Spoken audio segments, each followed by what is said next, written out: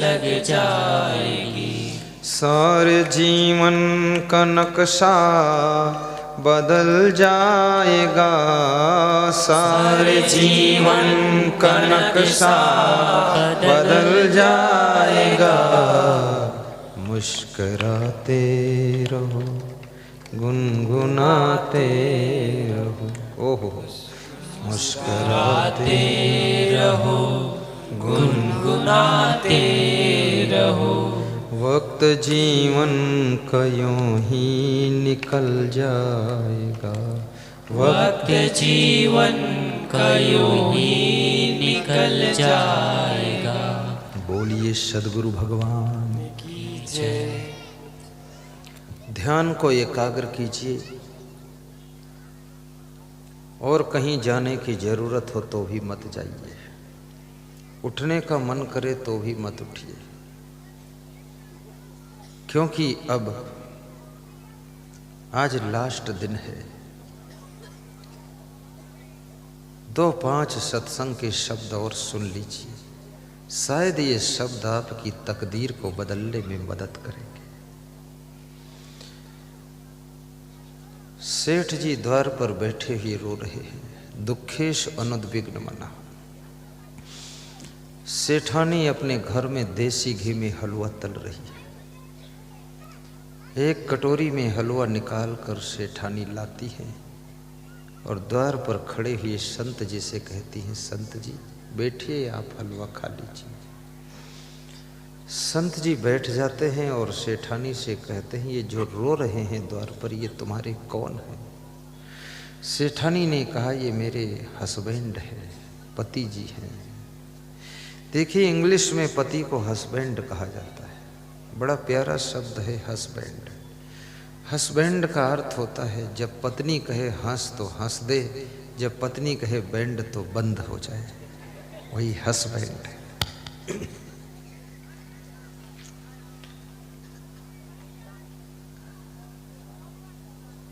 लेकिन अगर अपने पति को आप केवल पति कहती हैं तो इससे प्यारा शब्द कोई नहीं है।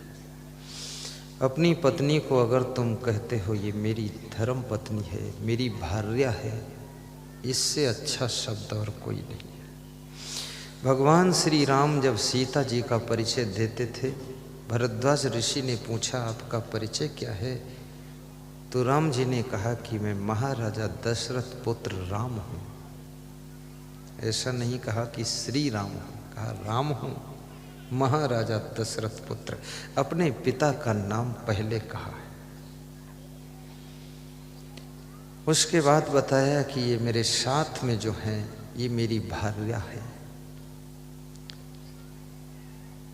अब कितने देहाती लोग कहते हैं ये मेरी औरत है, कोई कह दिया मेरी मेहरुआ है, कोई कुछ बताता है, लेकिन ये शब्द थोड़ा सीखो। मेरी धर्म पत्नी है, मेरी भार्या है, मेरी अर्धांगिनी है, ये शब्दों का प्रयोग करिए। लक्ष्मण की तरफ इशारा किया कि मेरा अनुज भ्राता लक्ष्मण है।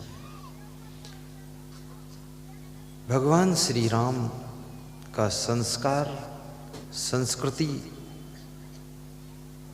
इतना उनके अंदर पवित्रता थी कि राम जब बोलते थे तो लगता था फूल झर रहे हैं। उनकी वाणी में बहुत मधुरता थी और श्री राम बहुत बुद्धिमान भी थे और उनके अंदर त्याग भी था। इन्हीं सब गुणों के कारण तो वो भगवान बने थे। आज राम के मंदिर जगह जगह बने हुए हैं। अयोध्या में भी राम का मंदिर बनने जा रहा है। अरबों हिंदुओं की आशा थी, देश विदेश में रह रहे हिंदू सोचते थे मेरे राम का मंदिर कब बनेगा, लेकिन अब बनेगा, अब उसका वक्त आ गया।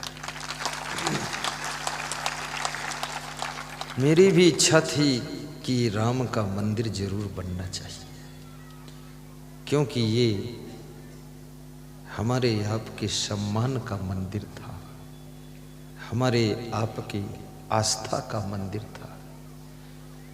और हिंदू धर्मावलंबियों के लिए ये मंदिर याद रखना एक इतिहास रचेगा और आने वाली पीढ़ियां याद करेंगी कि सन 2019 में 9 नवंबर को मंदिर बनने का आदेश मिला और ये मंदिर आपकी पीढ़ी ने, आपके पीरियड में, हमारे पीरियड में बनकर तैयार होगा। तो ये समय याद किया जाएगा, ये पीढ़ी याद की जाएगी कि वह हमारे पूर्वज कितने महान थे जिन्होंने ऐसे मेरे भगवान राम का मंदिर खड़ा किया है।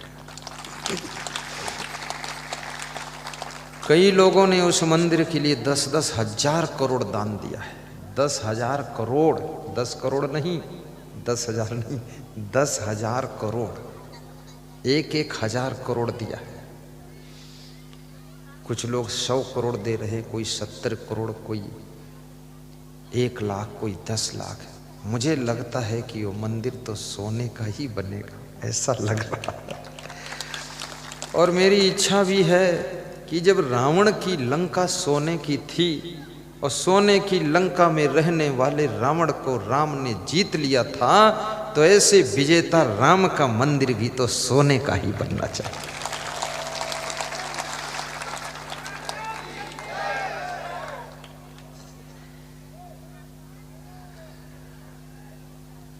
और आपके गांव में भी जो मंदिर खंडहर के रूप में पड़े हों, उन मंदिरों का जीर्णोद्धार भी कीजिए।